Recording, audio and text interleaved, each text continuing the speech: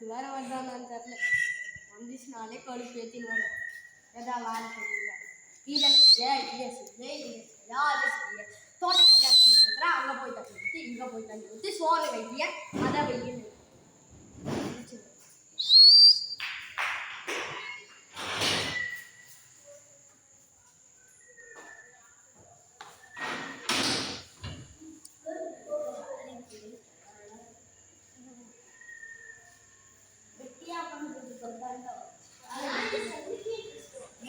பச்சை